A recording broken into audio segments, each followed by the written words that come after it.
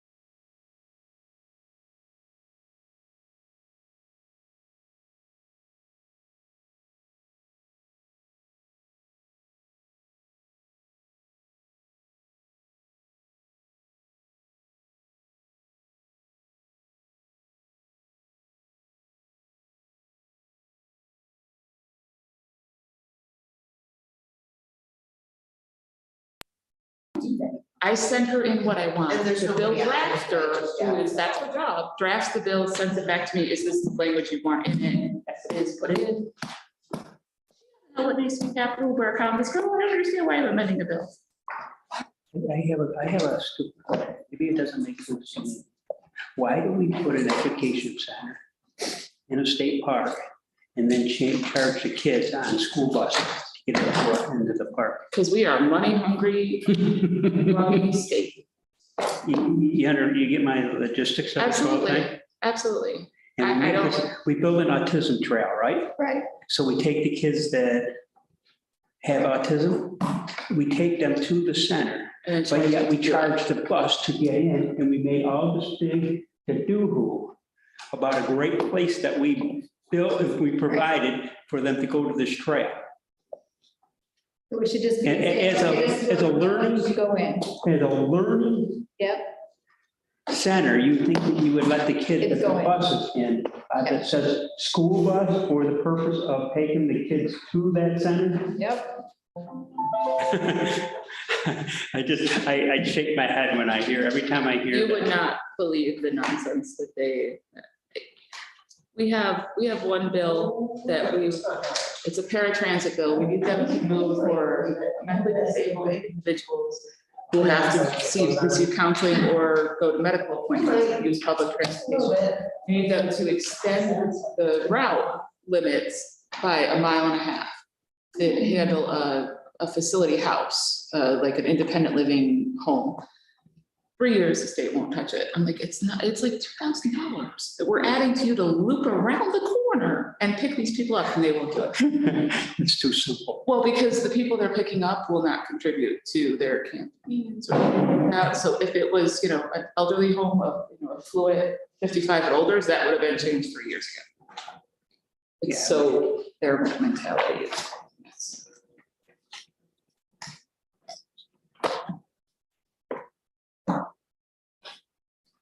James, I shared that with the entire board. I see them there, I watched a little bit of it this morning. Senate, they were debating. I mean, what more could we do, right? Go to- So, well, that's what I've been saying for a while, like, I keep Go after telling, the people. keep saying the numbers aren't right, but Um, I don't know what else to do about it. How do I say? Well, I thought it would be smashing to show that it should match. And my thing Being able to is, go after them easier. Right, they just. But yeah, and this is but something that but the has to be one- done this year, now that Jim's there. They actually charge things to the right department. Right. Yeah, great point. Maybe they should do a little time study, see who's working. But we don't go after the ones. You know, I can recommend this, so I'm Right. really vague, but. Right. But what, we don't, so what you're saying is just so mild, you're So, okay. you know, Right, we won't find you, so don't worry about it. Yeah, we use stupid. We decide that's misleading information. Right. Budget, we have an idea. So we question the way you did it. Because it'd be easy to push a lot of people off zoning, maybe that, I mean, they I sat there listening to that for about 15, 20 minutes. They're trying to pass some legislation that if you people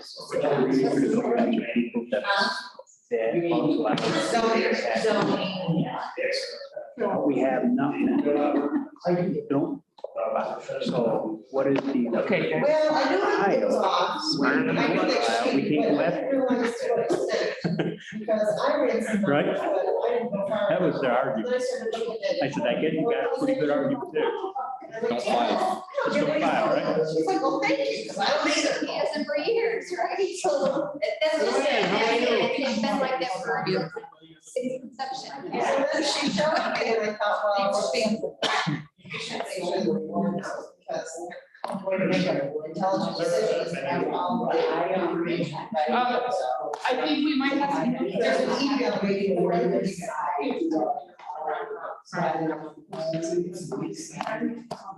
Come in, keep trust. Oh, everything. Well, thanks. Wait a minute, cute trust, we're admiring your trust. Oh, thank you. Amazon. Sale. You know how they do those like sales or whatever? Once in a while, I'll start in spending mode and. Sure. Yeah, so.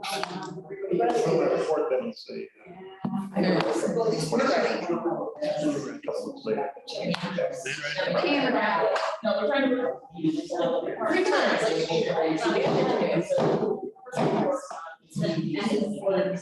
Who's listening? Sorry, guys. But really not. It's not on the agenda, but I'm going to add an item under the committee chair regarding changing the time for this meeting. We have noticed a difference in the length of the human resources meetings in the past 4 or 5 months, since we changed some of the processes of how things are scheduled for that. What I would like to propose, and I'm asking members of this committee if there's any objection, is if we change this meeting instead of starting at 1 o'clock on the first two, or the last Tuesday, changing it to 11 o'clock. It should give us still a buffer between the 2 meetings. And hopefully, our meetings generally go about an hour, possibly an hour and a half, so if nobody objects to maybe run longer to 12:30. That way people won't need to kill time or make 2 trips back and forth. Any objection to that? I like the idea. Get her done and try it for the balance of the year and see if that works. Okay. Do I need a motion? No. All right. We will proceed starting with the June 28th meeting for Human Services. Will then be at 11 a.m. Okay, Veteran Services.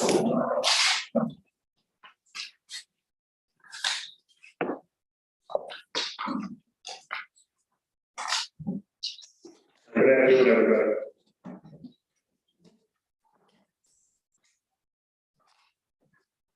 First, start with the weather report. We ran 12 events, which includes 4 coffee hours throughout the county. We did a painting party at the Ag Center, 2 events for Operation Higher Ground at Beaver Hollow, 2 horse riding days at Wolcott Farms. Then we did a military spouse appreciation day. We put together some things that we're cleaning out there, what we're getting ready for the move. Put together for spouses to come back and pick up. So we had a newsletter stuffing party. And then at the last County American Legion meeting, presented plaques to 6 Green War veterans. Some of them weren't living, so they had families there, right, snacks met. That went over pretty well. And for, I always mention Beaver Hollow, but I never really talk about what we do. So I want to talk about that for a little bit. All right, the whole staff, especially led by our COO, Kathy Snyder, they've been a pleasure to work with. They've been very accessible and accommodating to us and our needs. And I've seen the impact of the work that we have done there is going back to last summer. Where we're not just doing exercises and that to show people with their physical limitations what they can do, but also teaching you how to eat right, sleeping techniques, as well as on the mental side to help with PTSD. And for some of the veterans, I've seen a tremendous improvement with how much more outgoing they are. They seem more perky. And I was talking about it in the last get together last week. They said they've been practicing some of the techniques at their house. And even their spouses have noticed a positive change in them. And because of the work we've been doing with them, Kathy met with some generals and chaplains at the Pentagon. And starting in a week or 2, right, 35 sergeants from Fort Drum come down and help them with the mental side and all that. And hopefully they'll start to cut down some of the veteran suicides that are often prevalent. Next is the fishing event. I'm working with Supervisor King and Larry Becker, and I received the note from the DEC that we're all set, where it's on 13 July at the county fairgrounds, and there won't be any license needed or anything. And if it rains, the makeup date is the next day, 14th, and I'll be the chef that day cooking up hot dogs and hamburgers. And it has a handicap accessible area too, those are for all the veterans and their families coming down. Did you get a phone call from Fish and Wildlife? Somebody above Larry Becker? He was gonna call you, he called me, I told him to call you. How long ago was this? I think you were off. Yeah, I came back last Monday was my first day. All right, I'll have to check if you haven't heard, I can't remember his name, I've got it written down. I did receive an official, like an attachment from one guy who works for the DEC. And he said, just in the email, just print that out and bring it with me that day, and that'll be enough to cover our bases. No, this is from the Federal Fish and Wildlife, because they want to donate too, and they want to make sure it's a success. Oh, if they want to, well, yeah, this particular email is from New York State Oh, DEC. no, there's another organization that wants to. Yeah, I haven't heard back from them. Okay. Yeah, I mean, the more the better. I think you also, she secured a porta potty for us, which I don't think you want us going in the creek, so that'll be good. And then, coming up, for some bridge renaming, we have a couple in Warsaw. One, in front of the Dollar General area, the other on 238, named in the honor of two deceased Purple Heart recipients from the Vietnam War. And right now, the dates are, we're working with families, potentially the afternoon of 27 June or mid-July. We'll have more details as soon as we can, I'll put them out. That's where we stand right now for that. And on the 9th of June, the covered bridge in the town of Bennington, we're having named in honor of a local soldier who was killed 23 March 1945, Staff Sergeant Charlie Canyon. He was on a boat, as a combat engineer trying to cross the Rhine to establish a foothold on the other side to get it going. And then they came under fire, 10 of them, 11 men in the boat were killed. So the very next time, he was after the high school graduate. We talked to my screen today. They're confirmed they're good to go for that 5-minute taps. All right, and there are invitations being mailed out. Already out, yeah. All right, today, for all the supervisors. And last thing, it's not on the agenda, but yesterday, after partaking in the arcade Memorial Day festivities, I was at a luncheon at the Post. And then one of the guys at the Post came up to me and said that pre-COVID, they have a Voice of Democracy scholarship award for seniors at Pioneer High School. And she read her essay after the ceremony, very nicely done, very good essay. But they were telling me that before COVID, they would come to the board meeting to read the essay. So with your guys' permission, I'd like to invite her to the June board meeting to read her essay. Yeah, can you get us some information on it? Yes, yeah, I'll put her email and I'll get it to you as soon as I can. Yep, is it still, Raleigh, what's his first name? Yeah, I think Mark Raleigh Raleigh. is the guy who coordinates. Do you know? He may have been talking yesterday, a lot of people. Yeah. He's a guy, he's his wife ran it for 30 years. I'm sure I'll have to be there. He's a lieutenant in the Army. Yeah. And if they provide us with a copy of what they read during the entrepreneur events too. Okay, now I'll make sure I ask for a copy of that. So, Great. Please get over some of the numbers, other numbers from where the financial side. I'd say that. But you see in April, we have 110 active cases, and it's a big month for us. We had some that were waiting to be awarded, and we were fighting an appeal and all that, and finally went through in our favor. We had $79,831.70 into county residents last month. Hopefully they'll continue to spend that in the county, and boost their sales tax revenue. That's what I have for that. Are there any questions for me? We applied on a question on the statistics or anything, but I know we got a flag day proclamation. Yeah, I do. Yeah, so. Yeah, because I don't know if we've done this before, but I couldn't find any on my computer, so I just, I typed this up. I think it'd be very fitting, especially with the board meeting following this flag day. It'd be very nice for us to do that, and for activities for that day, going up to Amp Elementary, doing a flag ceremony. They invited the local veteran community. I put the word out in our newsletter, so hopefully we'll have a good turnout for those guys. So I'd like to, I think this was. Can I get a motion to approve the proclamation on Supervisor King? All in favor? Aye. Opposed? Carried. Any other information on your move? That's, Yeah, we have, on the 20th, we're shutting down the office, and I talked to Mike Adams there. On Wednesday and Thursday, they were just gonna send some of the boys over there, stuff us move over there. And I spoke with Chamber of Commerce after talking to Cheryl and stuff last week. They had a committee meeting in July of 26. We had a big conference room on the second floor booked, and afterwards we do ribbon cutting and provide some snacks in that. So that's the plan, so hopefully by the end of June, we'll be in it for good. That's all that, and also the veteran of the month, so that's where I should give that every month. We have a recently retired Marine three-star general, John Love, that will be the true veteran of the month. I apologize for last month, the veteran not showing up. I spoke with him, said between working midnight and having to pay, he was just exhausted and completely slipped his mind. I felt pretty bad about that. Anything else? No, that's it. This time. Wait a minute, any questions for the director? Okay. Thank you.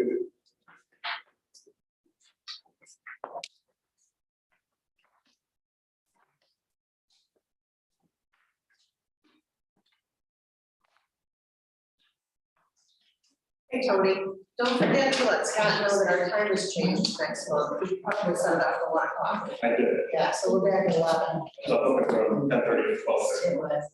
Go like 11:15 for maybe an hour and a half. Okay. 12:30. Yeah, thanks. I will.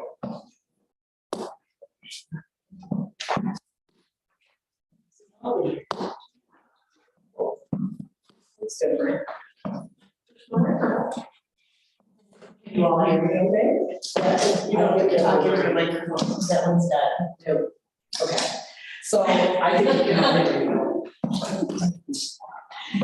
So, I don't have a whole lot for you on the aging side, except I wondered, Supervisor Ernest, if I could talk about my aging and then do the youth bureau, and then I want to come back and talk about aging a little bit more. Okay. Okay, so let's talk some numbers. In my in-home services program, there's 45 participants and 43 are active. Of those 43, we have PCA 1, 19, PCA 2, 17, and our personal response funds are 7.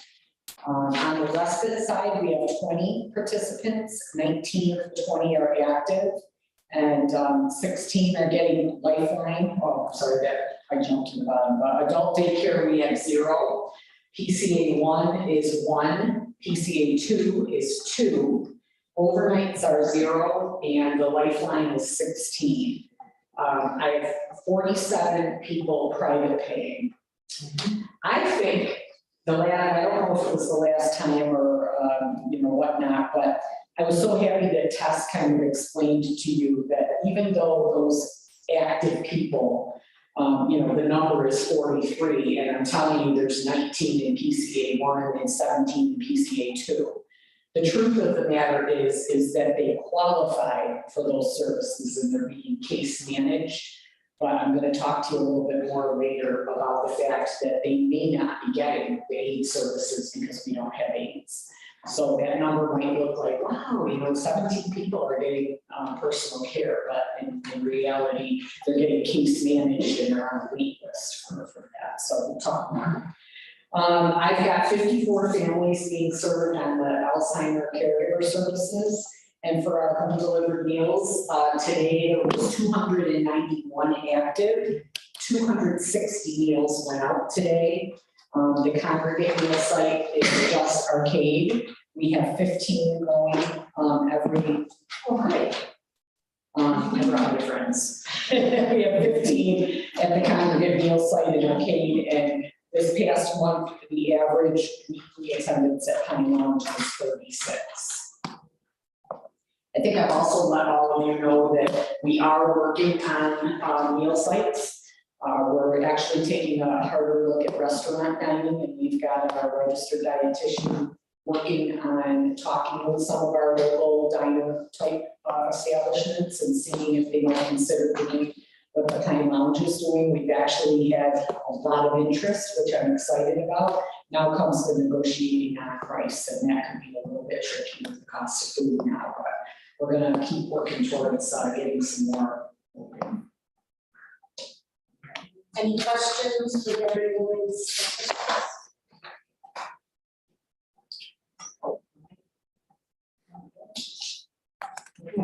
My sidekicks are here. Do you want me to go in, or just if you want to finish with the youth bureau? No, let's. let's do it, okay? For those of you that don't know, Paula Beckstrom is my fiscal officer at the office. I know you've met us before, but I asked them to come today really to support me in what I'm going to talk to you about now. And I know that this is not a secret that we've been talking about it for a long time, but I talked with Supervisor Grant about how to approach this, and we thought we'd start right here. And I talked to you about some information, and then I would ask basically for your thoughts and some permission to move forward. So I wrote up a little thing here, and because I want to make sure I give you the correct information. But over the past 2 years, I know you've been hearing from us that we're struggling to serve our seniors that need in-home care. Through our ISEP program, respite program, Alzheimer programs, these are the people that need a little extra help to stay in their homes. We've never had a huge program, meaning we only allow the max of 6 hours a week. But I am here to tell you that 6 hours, sometimes 4 hours, is all a person needs with a home delivered meal and an emergency response button to stay in their home for years. The problem is there's not enough personal care aides, and we can't fill the need that we have in our programs. But we're not alone, it's across the entire country. We're also at the mercy of home care and hospice because they're our only provider of home care services in the county. And, you know, they need aides desperately too. So this isn't like, it's just, you know, them not doing their job, there just aren't any. We're also in competition, I wanted to explain, with the hospice part of home care and hospice. Because really what happens is a hospice patient makes more money for the agency than a home care patient. So if we were to just say have one of our seniors that needed to have a shower or a bath and some general cleaning and that sort of thing, at the same time that a hospice patient is identified, the hospice patient wins. And that's simply just dollars and cents. You know, so I don't blame them one bit. I would do the same thing if I were in charge there. So basically, the bottom line is we don't win on that. We've tried numerous out-of-the-box activities and ideas. I've been advocating like crazy on the state level. I know you all heard of fair pay for home care. It did not pass. What we were trying to push for is a reasonable salary and fringe for these people. They were making a little over minimum wage, and no one wants to do it. It's the hardest job in the world. If you've ever done it, I'm sure you'll agree with me. So we've even tried things like if somebody their house is a disaster and they just need cleaning done, we've sent a cleaning agency in, and that's really expensive. You can imagine some of the folks that we deal with and the issues that they have. Our case managers at OFA are fairly new and young. And, you know, I'm worried about them because they want to do a good job, but their hands are tied. And it's really because they feel like they're not being given the tools to do the job, which is they know they might go in, they're going to go in, and they're going to meet with a family, they're going to meet. And they already know before they meet with them, they're going to end up on the wait list. So today, I want to give you some numbers, and thanks to Tess and Paula for digging these out for me. We have 18 unserved seniors that need home care. So 18 people. Combined, what they are eligible for is 49 hours of aid service to help them stay in their home. And I can stand up here and give you 18 different stories of, you know, what has happened to some of these folks while they've waited. You know, we have some people that just stay on the wait list and, you know, maybe their health fails a little bit here and there, family tries to step in. But I a couple stories from our case managers that are so passionate. We've had one woman on the wait list since October 2020. That's a long, long wait.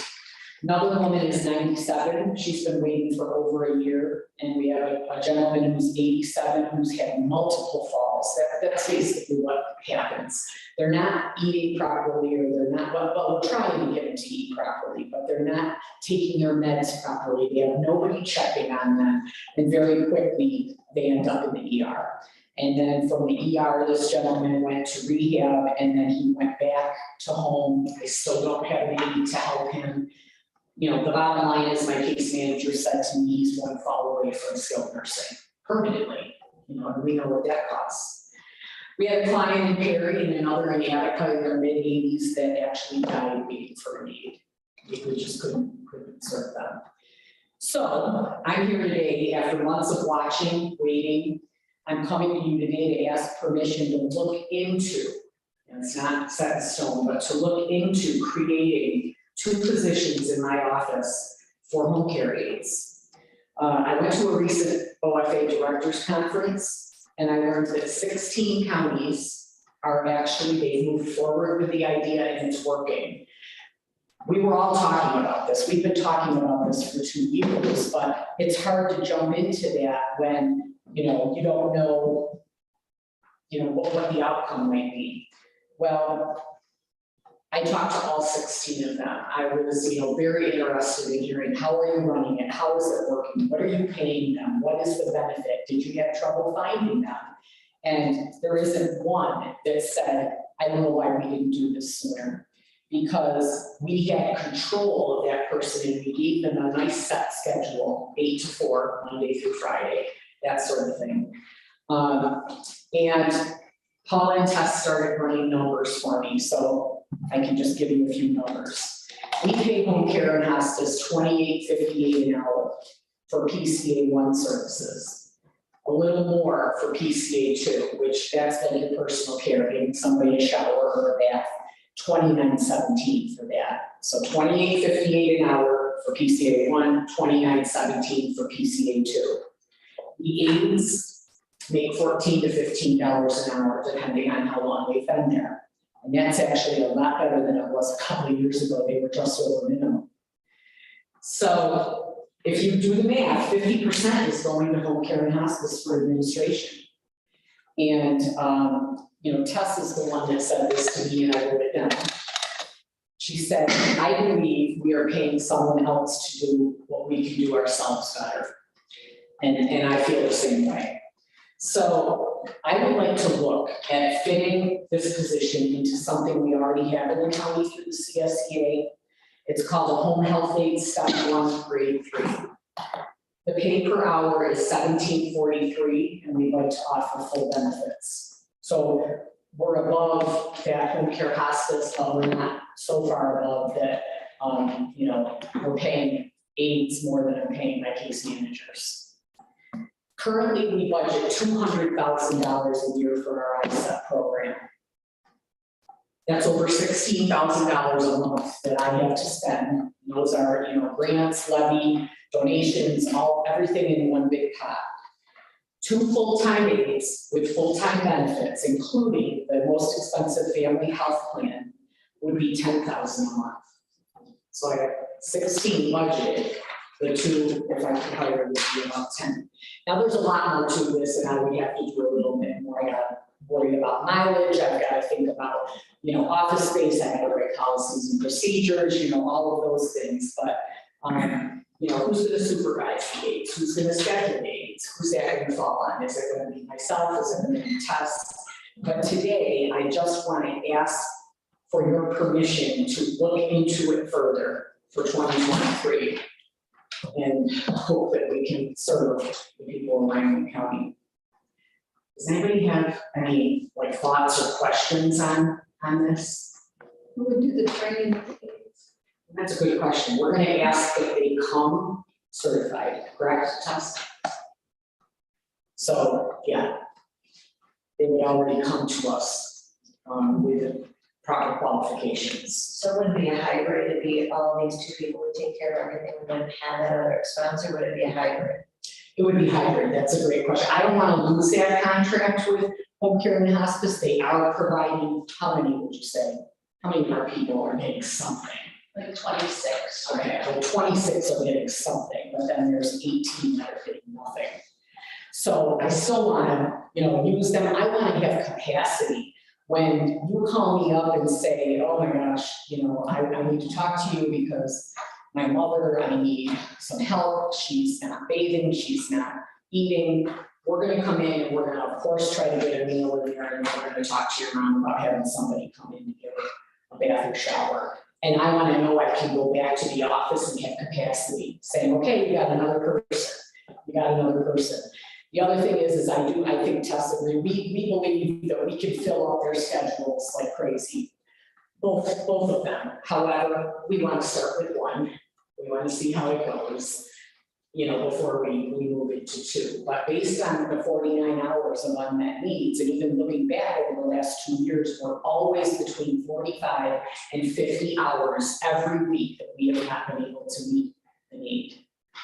Now, this would be sort of like a shock. Yes. That we got out of for a reason. I mean, that's when I was just coming out. Yeah. Eliminating John Doug, So I don't know, is that something, because we went that way with the home, that was the home I nurse. think that's because we couldn't have her, because they were opening up the certificate of need. So it opened it up for private to come in and do it, which meant it just wasn't gonna work. I wasn't sure, 'cause like I said, I guess when I first got. And they were more clinical too. And they're more clinical than what I think you're looking for. And I only used the home health aid hourly amount because it was in the CSEA. Right. I don't know if we can create one or. Right, I haven't talked to Dan. I don't know, but that was just a number. I haven't talked to Dan Farberman about this. I don't want to pursue it if it's just something that you think is not a good idea. The 49 hours, you said 49 hours a week or a month? It's a week, correct? I'm looking at this, the girls figured that out. So every week we have 49 hours of that we could have these two people working. Now, I know that doesn't add to 70, but don't forget, we got drive time, we got paperwork, we got all of that in there. So, and that's why I know I'm gonna have, well, now, every county's doing it a little different. That's what I want to look into. Tess and I have been collecting other county policies and procedures, looking at how they're doing it. Some are having the aide report to the office at 8 in the morning and, whatever, do some paperwork and get on the road and do their first client at 9 o'clock and come back to the office. Others are doing it as a strictly from home. Some are paying mileage, some have county cars. We haven't looked deeper into that. And I do need to, I absolutely, with the price of gas and whatnot, I'm gonna be looking at, do I pay them mileage to do this, or do I think about, purchasing another county car and still being within that 16,000 a month? I haven't looked further into that. Now that 200,000 I gave you, that's one program, right, Paul? Definitely, We only looked at ISEP, but we also need aids for. respite and. We have a program called Respite, which you get numbers. We have another small program that's unmet needs, which we use for aid services and things. Even the Alzheimer's program, even though it's going really well, there are needs, right? We can find some things, but sometimes. So you think you're gonna be able to find aids if they can't find aids, Well, you can, if you steal them and everyone wants to contact with you and. yeah, probably not. Well, that's what I'm wondering. I am on the Still board, gonna need I am them. on the board of home care and hospice, and they sincerely, they don't know what to do either. What's happening with the other counties, because I asked that question, that is pretty much what's happening, Janice, is they're finding some really good aids because they're offering $2 or $3 more an hour with full health insurance and vacation and, things like that, which typically they don't get. Home care and hospice keeps their aides under a certain amount so that they don't get the benefits. And we think that that's our way of, making this a livable job, like, someone, that lives in our community, has kids in our community and, needs benefits, and it's typically a job, unless obviously our hospital and SNF are a little different too. My understanding is we have state aid that would pay for this that has been going basically unused because there aren't the aids out there to roll Trying to claim out my minimum for ICE, just like the ISEP grant, is we have to send a 25% minimum of a county levy just to get the whole grant. I mean, I was trying to find places to use it and actually had to put in health grants. Just to spend it, I mean, we went from 107 clients in 2018 down to 50 in 2021 because there's no aids for them. We hope So, yeah. there too, but we're So still between the 3 grants, we would be able to. What to tell you, I've got a mother-in-law in a nursing home right now, and I know she would be a great candidate for. Would she be able to stay in her home with like 6 hours a day and a meal and that sort of thing? Not alone, but to have the help of the OFA, that would, Be helpful. it would be huge. It's a terrible feeling to have the program and have the money and to have to say, well, we don't have anybody to provide the service. And, that's what we do here. Our mission, keep people in their homes as long as possible, a contributing member of the community. Everybody wants that. And, we try to do that through things like personal response. But some people, that's all they need. They just need that to be safe. Others aren't eating. They need a meal delivered and weekend meals delivered. Others need a shower. They can't get into the shower by themselves. And I can speak from experience. I'm going through it right now. It's hard. I'm showering my mom right now because she isn't well. And it's just, God, I could use some help, The other thing that we do for all these people is we provide a private hire list. We think that a lot of people that will provide this service are getting scarfed up. And I'll tell you exactly how. My father-in-law has been ill, and we had a connection with some aides because I have a sister that has MS that is now in the skilled nursing facility. We didn't even hesitate to pay these people $25 an hour cash. Because we needed it so badly. And so all of us kids got together, Dad got together, and 2 hours a day, he's paying $50 a day. Obviously, that person would rather do that than go get the $15 an hour job and they're their own loss. But we think that's happening. The people that do this job, and it is a special person. We all have to admit that. It's I was in the skilled nursing facility. My father was in there just last month, and there was an aide, not mentioning any names, but she saw my jacket at Office for the Aging, and she said to me, "Oh, she goes, I used to work at a hospice need," and she goes, "I know that this is wrong, but can I ask you, is so and so doing okay?" And I just thought to myself, that is a person that was meant to be an aide. She was not worked for that agency for 8 years, but still wondered if her client was okay. Took it very seriously. Wanted to, that is like, that's a calling because you don't get paid enough. You can barely, put food on the table. And so, those are the people that we're hoping that we get. They are out there, but we're hoping that offering them a stable, Monday through Friday benefits. And I could be wrong. I don't know. The other OFAs are telling me that it's working. Sounds like we got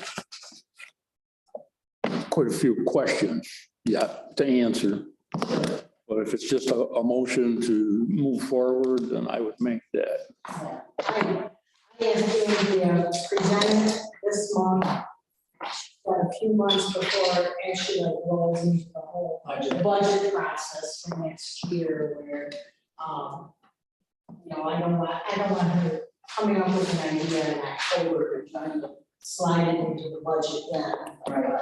Work at it, get the questions answered, think about it. Yeah, there's a lot of unknowns out there, a lot of questions, I think, that need to be answered. And I need to dig through those, but if anything pops into your mind, I've never done this before. So, say, hey, what about this? Because like somebody mentioned, well, how are we gonna get them back and forth to people's houses? That they drive in their own cars? And I'm like, oh yeah, I think about that.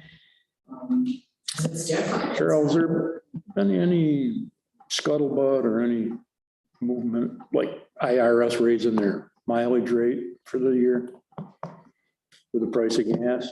We are.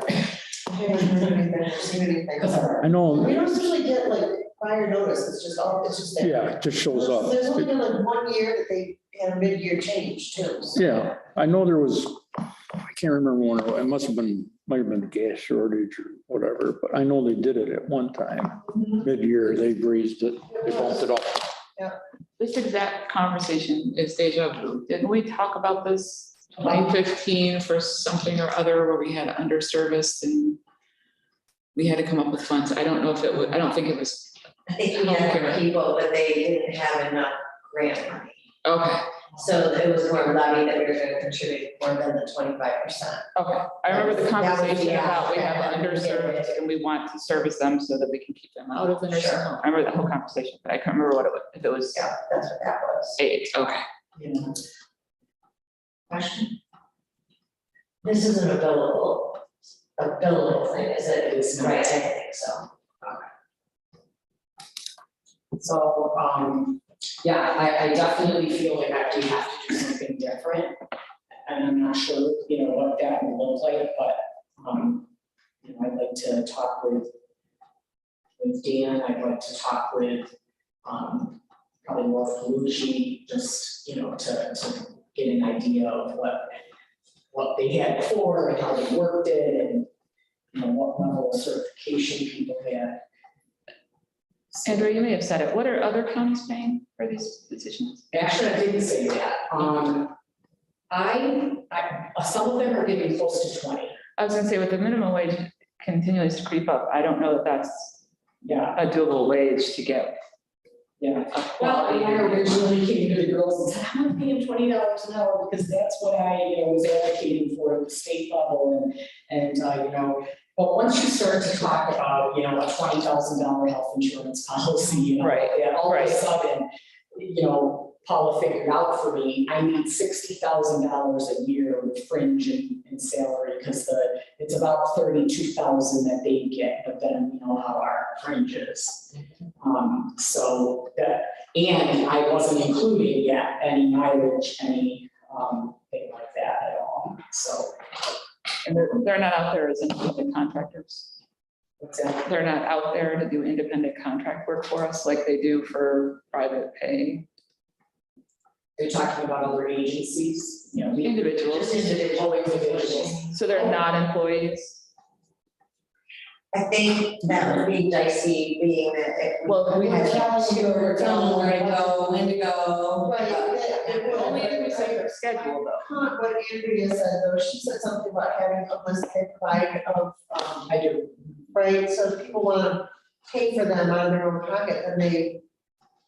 As far as like independent contractors go, it's that whole Department of Labor employee independent contract, that's where you're headed. Yeah, That's where I was headed under the auspice of these are the clients that need to be seen. These are the list of clients we're giving you this week. You work your schedule with the families So what you're and thinking then of, or not. I think it's kind of like consumer directed. Right. Right now, they don't become an independent contractor of us. They have to be certified through another agency. And then we pay that agency to pay them. We don't have anyone who is doing it like an aid through us as like an LLC or Right, right. whatever they would have to set up their own. My only thought process was at that point, you could pay them more an hour without the fringe package That's addition. true. That people may be more willing to say, oh, I'll do that for $22 an hour. And because what I've seen in the industry is those home health aides who are committed to it and are so well at it, have a short span before their body doesn't let them do that anymore, because it's a very physical job. And it's, So I don't know, I'm just trying to see how we can encourage them the most to get the most bang out of their buck for their short window. well, and that's a great thing for us to continue to research. Our initial thing is to look at what's already in place, which I believe that those, that step 1, grade 3 was the shop. But maybe True. Dan and his crew will say to me, this is different and we need to talk to the union and create something different where I would raise. Andrea, I don't know about that part, but what I'm thinking is, what Supervisor McCormick has suggested, maybe that's the route we try first, to see if people are out there, because they would have to set their own business up for us to be able to pay them. And then typically the IRS or the Department of Labor, and even the IRS, they'd like to see more than one client. Because I don't think you were here, maybe your term was just after, but we had an IRS audit and they caught like independent contractor versus employee. I think that was before my first. I think it was too, just like a year or two before you got here the Right. first time. Right, where, wasn't that where we were telling them That was their schedule, what time they were to work and report to work and things like that? And I think It was. that's where the IRS got Yes, it was, and it's kind of dicey on some of that, Right, but. because then they're actually an employee. Like when you're telling them. full-fledged independent contractor, maybe the way to go if you can find those people, but then Right. as a second choice. Employee, right, because then, Well, it's like anything else that we do here, because we have the heavy benefit aspect and the dollar sign that comes with that. Sometimes being able to offer them a higher wage without that may make it more lucrative to, not only because I know there's aides out there that it's the comp aspect too, and too, right? Yeah. Some we have to hire and some if they're independents, we can hire, like, you might find I don't know. hybrid situation. Of Yeah. that. Hopefully they're out there.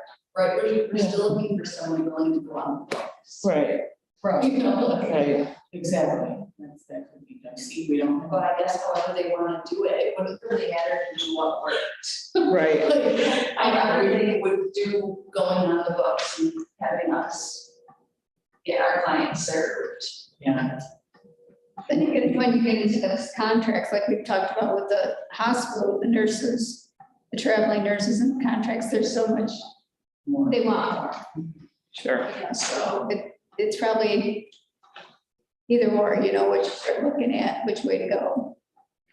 Yeah, and I'm not set on which way to go. just- Well, and maybe we want more control. Maybe we want employees so that we can be more in control of their quality of care and whether. Well, and the other, yeah, we learn as we go here, there are some of the, one of the smaller companies, it's Scoperry has this in place, they've had it in place since 2020. And they found that having the two, I mean, then one can take a vacation, the other one can pick up, you know, some of that, and, you know, vice versa, or if somebody's sick, we're not just canceling, but, you know, we can squeeze them in, or, and that's why you want to have some capacity in those, for those emergency situations. Do you have anything you want to add? Yes, What was your question? anything you want to add? I don't think so. Yeah, Tess and Paula are the ones more than me that have to deal with my case managers that have people that have needs and they can't help them. And, you know, I'm sure that's frustrating for you.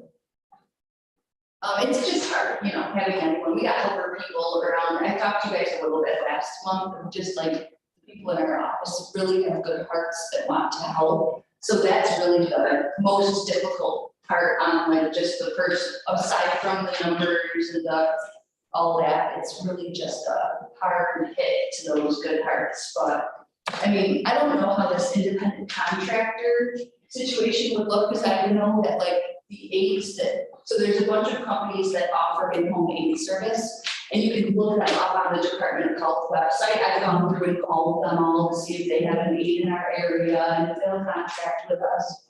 And the only thing, they are governed under the Department of Health, so how you get that, I don't know if someone can just do it themselves and be under the department. I don't know what that looks like, you know, if they can just get their in-home certification.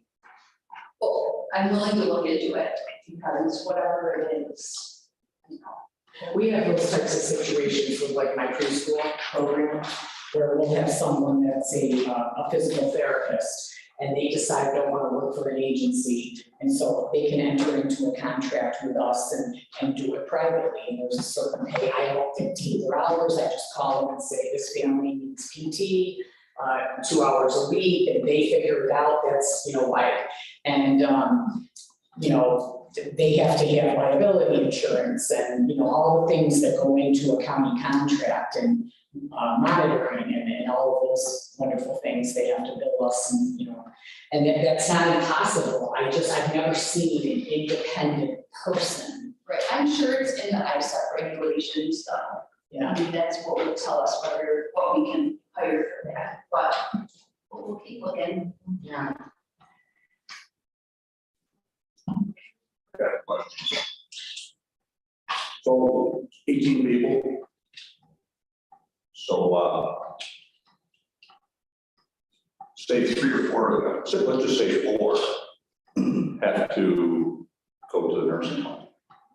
What's the tuition now in nursing home, 11, 12,000? 12 here, it's more. Okay, so 12 times 4 is 48,000 a month. Times 12, over $500,000 a year. And we know those people are going to run out of their own money. I mean, that's not gonna happen to everybody, but Yeah. Even if one. I mean, that's been the reason why I started these programs years ago, was supporting them, is to keep people, because when you say, keep them in the home as long as they can, the alternative is a nursing home. And Commissioner, what's the portion that the county pays on someone that's full Medicaid? Well, it would be 12,000 a month, It would be, yes. if they didn't have, some kind of personal finance, but, in a year, how many people have that kind of I money? think you need the local share. What's I that? think you're asking the local share, the percentage of the Yeah. county tax, because you could say, well, wait, we're capped anyway, so we always meet the cap. But it's coming out of another pocket anyways, it doesn't matter. Yeah. Like you said, it doesn't matter which pocket it's coming out of, it's money. So that's a big number. Yeah. That's just 4 people. And I don't know if you know the statistics, out of the 18 people, would you guess that 3 or 4 might be admitted to the nursing home in a year? Out of that 18? I would think that could be very, very possible. That's a reasonable number. And so, and even just the back and forth, I mean, we all know how hospital readmissions work. They don't get paid if they're coming back for the same reasons. Right. It's really because nobody is there, checking them. And it is amazing. And I think you all know this, there just comes a time where, even with my own mom, I'm like, God, she's 81, she might have 14 more years. I need help. How am I gonna do this? And we've all been there, especially when you're an only child and you have siblings that really are like, no, you're in a nursing home. It's assuming you can find a nursing home bed, Yeah, or that's true. one that's relatively local. People do better in their homes. They do. Just do better in their homes. And keep in mind, these people go to a nursing home, while they're in their home, they're probably paying their taxes, insurance, or buying their own groceries, if they've got a car, that kind of thing. So there's a big financial blanket that extends out on just a person. An impact on the county. Yeah, it's for sure. I mean, we know that. We know that these programs, I can spend $10,000 for an entire year on an aid, a meal, and a button. And it is well worth it because of the $12,000 a month that they would. No question. We've got statistics. Within 8 months, the average Wyoming County person runs out of their own money. So, and some are a lot less, some are more, but, and then they apply for long-term care Medicaid. The skilled nursing facility will take a portion of their, almost all of, except $50 of their Social Security and take care of them. And the rest is paid for by us. Okay, so Jerry, it sounded like you were saying, look, go ahead and look into it and come back and talk to us. Come back with more answers. Okay. Anybody thinks of any other questions or any other areas of expense or concern that hasn't been brought up? Sure. Yeah, please give me a The call. office knows about it, so. Or an idea, Vanessa, like, even if it seems crazy, crazy things have been happening for 2 years, so.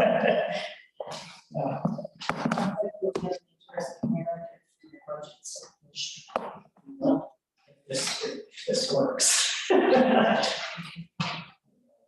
So I'm done with that, thank you. Jerry's got a motion for that. And a motion from Supervisor Diaz to instruct the director to proceed with looking at members of feasibility. and a pair of home health aides. Any further discussion? All in favor? All right. Aye. Opposed? Carried. Thank you.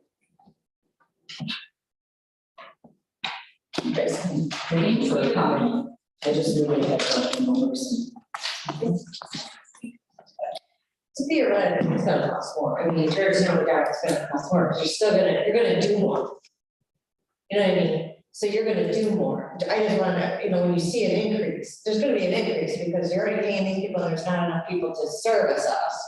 And if you hire 2 more people, you're probably still gonna get these people to do that, and you're still gonna need more because they're just not getting service now. You can't service this many people for this amount of money and this many people that haven't been being served for the same amount of money.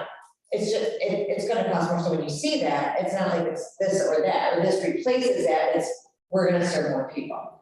And this is the best way to do it, or not the best way. And or however, we may be saving money by not having people in the nursing home, so But, Yeah, but that's a cost you can't you can't. you can't factor in. No, yeah, so it's not. We all know a it. savings, but it's gonna be a savings. It's gonna be the right thing to do, let's just say that.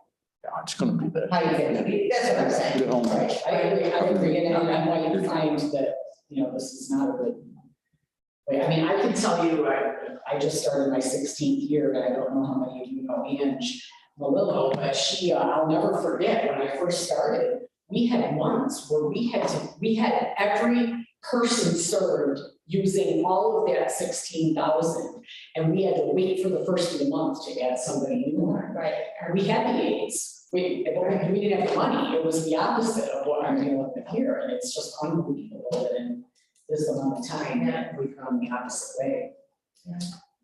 So.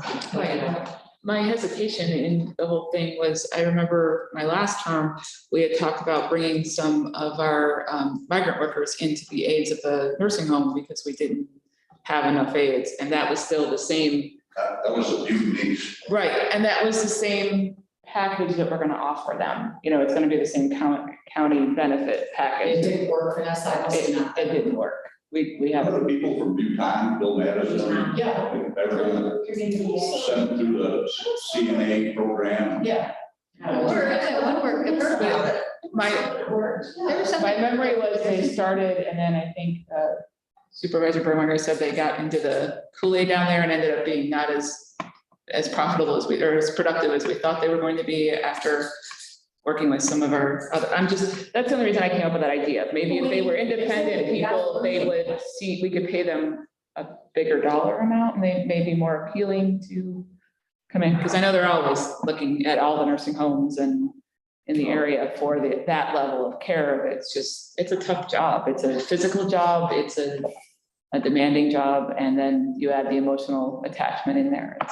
So that was my only thought. Some people are definitely money motivated, and if they can get some of that, they may. Right. I'm not sure. And Right. nothing else on the way. Your numbers, you're quickly, okay, so early intervention, I've got 75 kiddos that are active and 20 are being evaluated, 20 more. In preschool, this is the biggest number that you'll get, always end of May, beginning of June. I have 132 kiddos that we are serving. 30 of those kids go to the center. And I have 7 kiddos on a waiting list, but just to clarify, they are getting services in the home. There's just no spots in the school for them to go to. Typically, when summer and fall comes, we have a bunch of kids that move on to kindergarten and we're good, but they are being served.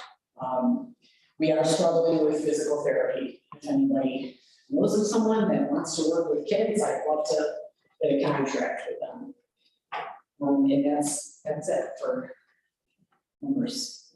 Can you remind me again where the schools are? What? Can you remind me again where the schools are? Where they Are are? they Batavia? Is that where they?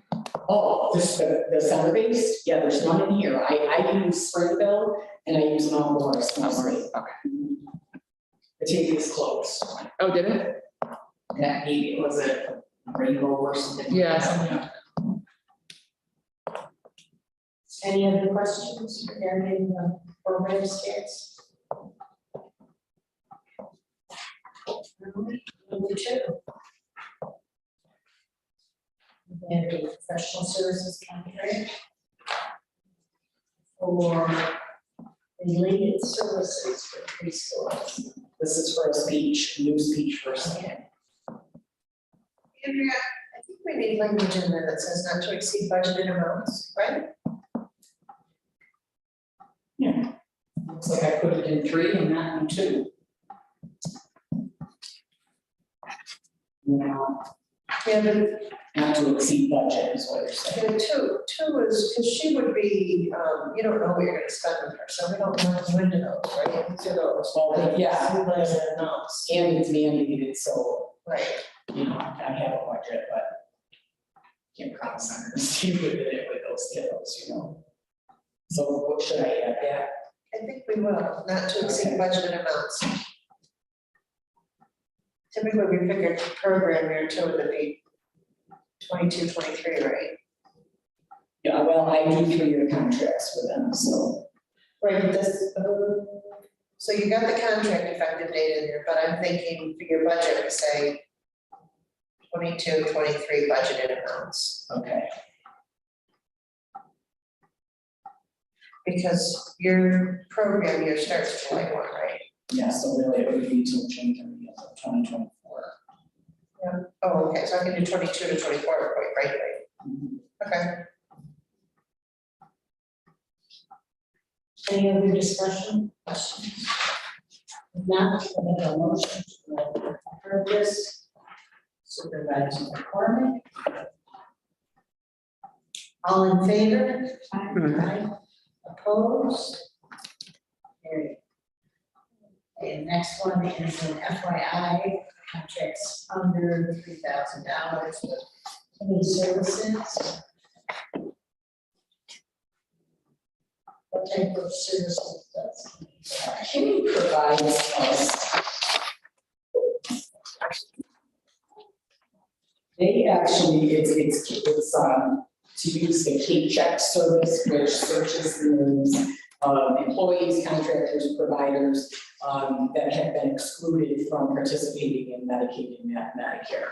And we have to search those. We can't enter a contract with someone that has been excluded from that. K-checks, yeah, K-checks, whatever that's what we call it. Thank you. Number 4, grant application and acceptance. What do you guys think? Yeah, I got your email, so I'm all ears because what this is I got a call from the DCJS, which is the Division of Criminal Justice Services, saying we have a grant for rural communities. It's so flexible, we just need you to do something to keep that age group between 12 and 15 or 16, where they're too old for daycare and they're too young for a job in a car. Keep them, you know, they're at risk of getting in trouble and stuff like that. So it was like, and they're like, we need to know by Friday. So I was like, how can I not take $30,000 to try to figure something out? So we started talking about dreams of the Youth Bureau, things that we get asked for that we don't have. And one of the topics that came up, even, and I talked to Rosie Shader at Community Action, is how many calls we get from both senior citizens or just regular people, maybe that have a disability or something, that say, is there a program where I can hire a kid to mow my lawn? Is there a program for me to hire somebody to shovel my sidewalk? Or take my garbage can. And that's what, I don't even really know what you're talking about. I mean, I've heard this from some of the girls that we have some seniors that are struggling, but really what's happening, so I can think about this, is that. They can't get the totes down forever. Or back up, Yes. This would be manna from heaven for Jim Bragg. Well, yeah, I mean, I don't know, you know, this is the thing that I'm thinking with the 30 grand, unfortunately, it's a grant. But I'm thinking if Rosie Shader and I can get something going, I'm looking for a match, because I also get calls from moms and dads, what do you got for 14-year-olds, you know? Can they volunteer, can they this, can they that? So the idea is to create some sort of a program where we've got seniors and their needs and kids that are willing to work, and I pay them a stipend, it's not a salary, it's a learning, thing. So it's not gonna even be minimum wage, but it might be $10 an hour. And it's not a wage, it's a stipend. So I haven't figured out, is there gonna be training? Brett Rudolph did tell me that, hey, I can do a bare bones check, make sure the senior isn't on child molestation list, make sure that the kid isn't, in trouble at school. We'd have to pay if we needed to dig deeper, but that's what we got thinking. When Ellen said, gosh, if we could get, neighborhood kids to commit to something like that, and maybe get, $10 for doing And it. that'd be 1 day a week, because you only get your trash picked up 1 day a week. Right. So. I don't know, I'd be more than happy. I think one thing might lead to another, these kids might actually like the seniors like that. Well, I was thinking, it'd be very funny, whereas it runs out or whatever, had they built a certain rapport.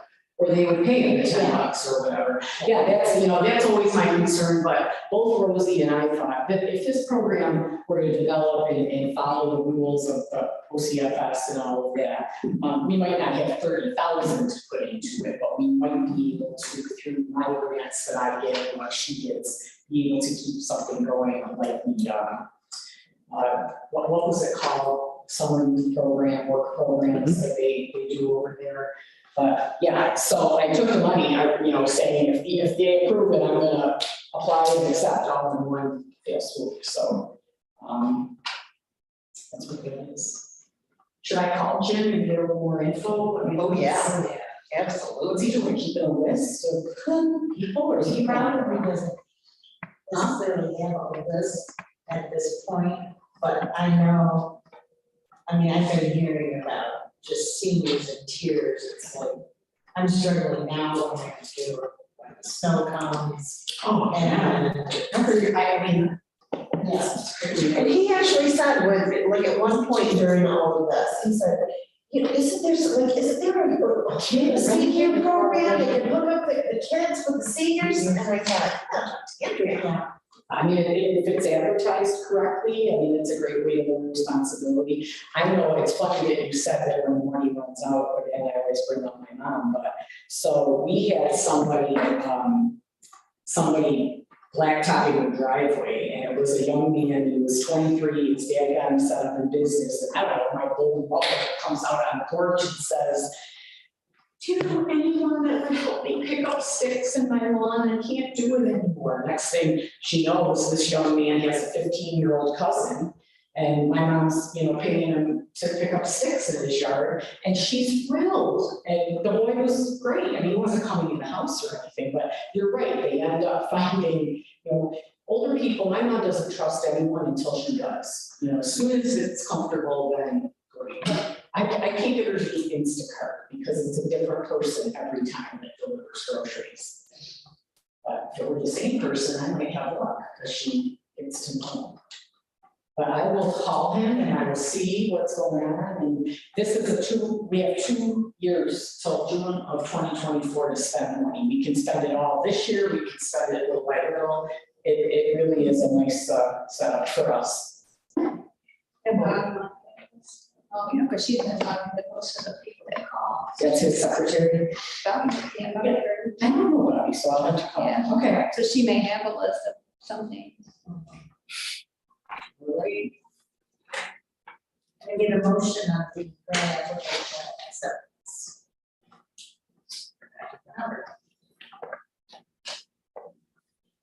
Any further discussion? All in favor? Aye. Opposed? Carried. And last on the agenda is overnight travel authorization. Huh? pay the travel for us. I just decided to go because I have been struggling, my mom has been really sick, and I got an aide to come in and help me, so I had to go, so. And I get a motion on the travel authorization. That's great. All in favor? Aye. Opposed? Carried. Make a motion on. Supervisor Green. Any further agenda? Just where summer program is going strong, I'm just excited. Okay, very good. Yeah, if you have any little kids, grandkids, or little ones around your neighborhood, now's the time to look online. We've got our calendar, all the fun things going on, and sign up. Thank you. Thanks for being patient.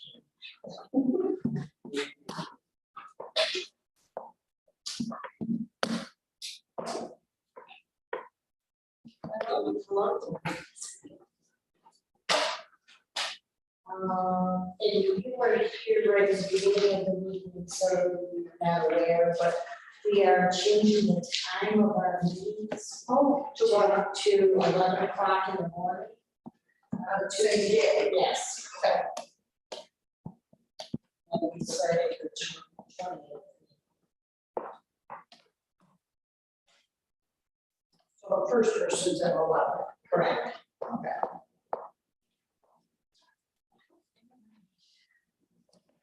On the agenda, we have quite a few position fills. I do.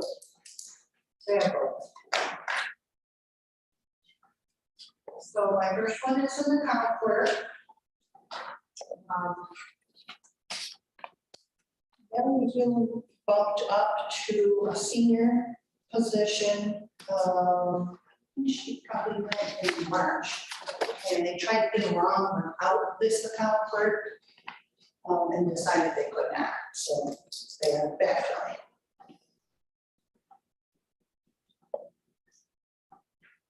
And then the next one is a caseworker. Got somebody in that position, and sadly, she had one of her children has a medical problem. She decided she didn't be with that time. And then the next one is a clerk, again, in the accounting unit. January 1st, has been promoted to program specialist position. So we want to backfill her position in accounting. And then we have a community services worker.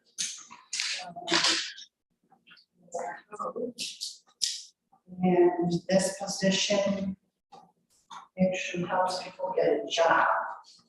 People that come in and apply for TA or SNAP are required to look for work as part of applying.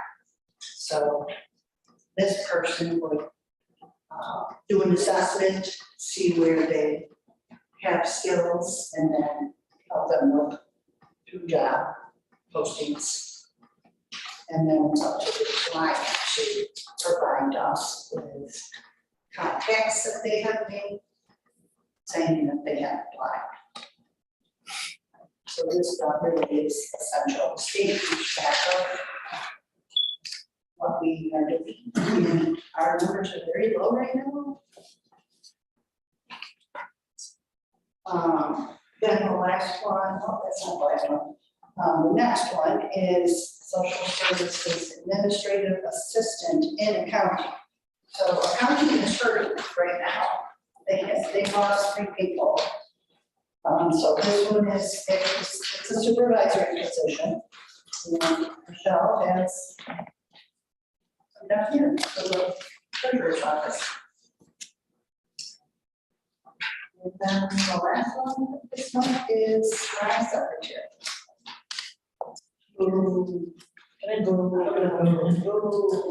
I'm just as upset as you are. She goes, how did you learn anything?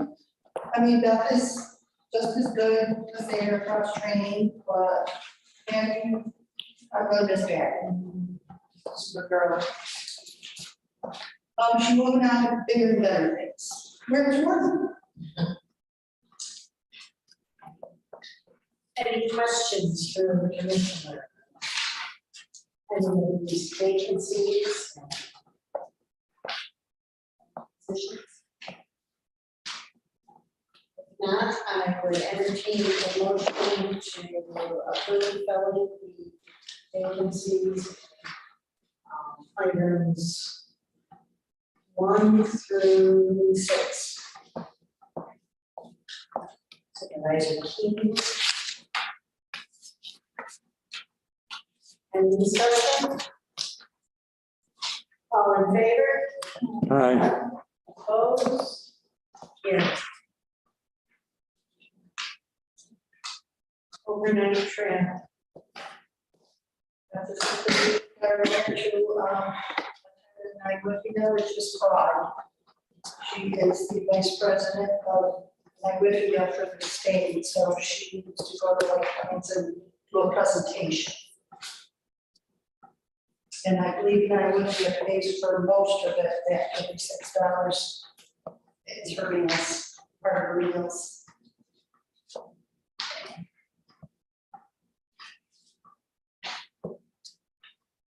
Can I get a motion on it? Travel, Deputy Director. Yeah. Supervisor Davis. All in favor? Aye. Aye. Opposed? Carried. Overnight travel for yourself. Yes, we have not had the New Public Welfare Conference in 2 years, so this one is in person this year. And as you can see, I mean, Jennifer Memory, who was our attorney, will also be going. Okay.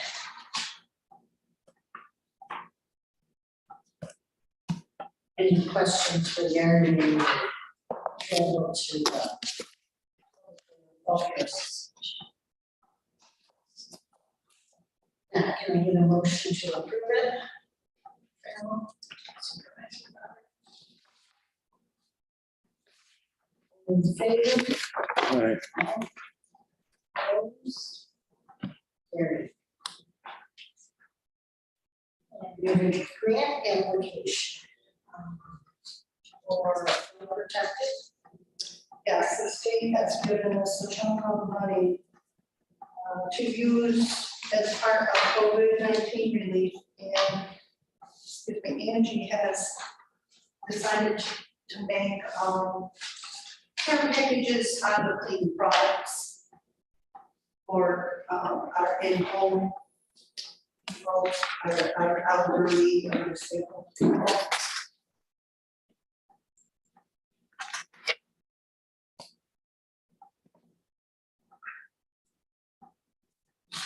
Any questions? Program application for funding? If not, I'd like a motion to approve it. Supervisor Keen. All in favor? Aye. Aye. Opposed? Carried. Professional services contract with Wayne County. This is going back to January when we asked Wayne County to help us man the hospital for a young man that was placed there temporarily. We just got the bill from them recently. I have a motion on this. Contract. Supervisor Ranger. All in favor? Aye. Aye. Carried. Monthly report. There aren't any big outstanding changes on any of these, so if there are any questions. over. I don't think I need to go through each one. There's no other changes. Things start to slow down in summer, or people are working. Do you guys have any questions about the lumber tax? Thankfully, our CPS numbers went down. We're 68 in March and they were 39 in April. And school's almost over, so the summer starts to get slower.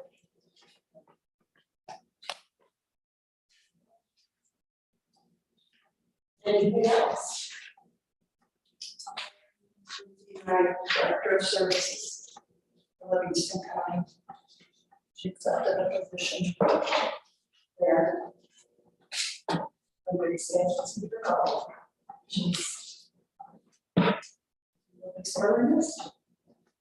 She does in Livingston County. It's much more money. So that's what I will.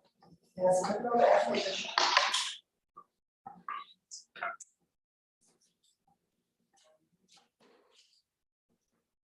Any questions for the commissioner?